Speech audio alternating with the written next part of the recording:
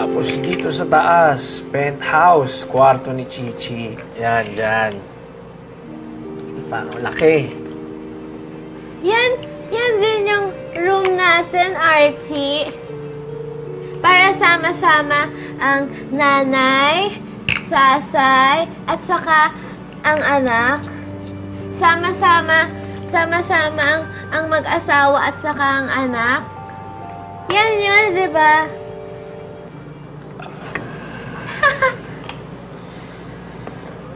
Tinay, may sasabihin ako sa'yo, ha? Tinay, importante to, ha? Makinig ka mabuti sa akin.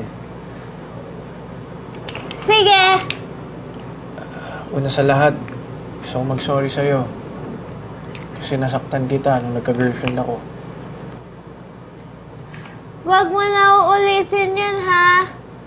Bawal may girlfriend ang may asawa. Yun na nga yung gusto kong sabihin sa'yo, Tinay, eh. Dadating yung araw na hindi na tayo magiging mag-asawa.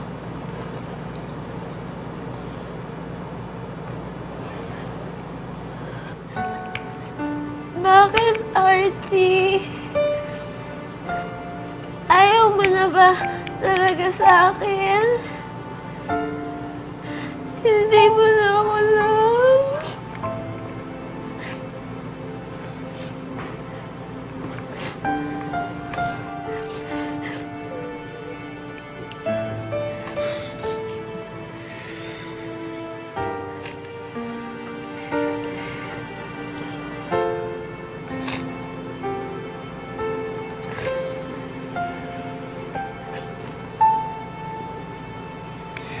Hindi, Tinay. Hindi sa ganun. Love kita. Love kita kasi best friend kita, di ba? Special ka sa akin.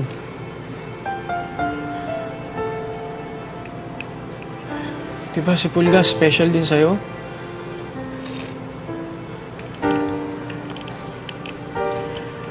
Pero, di ba magkakaroon ka ng mga bagong laruan tapos love mo na rin sila? Di ba?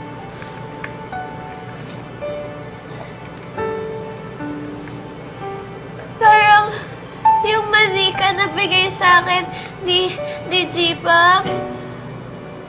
Tinay, parang ganun. Ako, magkakaroon din ako ng bago kong asawa. Bago kong mamahalin. Pero ikaw, kahit anong mangyari, kahit di na tayo mag-asawa, love pa rin kita. Best friend nga tayo, di ba? Dito pa rin ako para sa'yo. Para kay Chichi. Promise? Promise. Eh, huwag ka nang umiyak, ha? Diba nga sabi mo lagi, happy lang. Tatay? Hindi na po ba kayo magkakabalikan ni Daday? Maghihiwalay na po ba talaga kayo? Oo, bilang mag-asawa, anak. Pero pamilya pa rin naman tayo, di ba?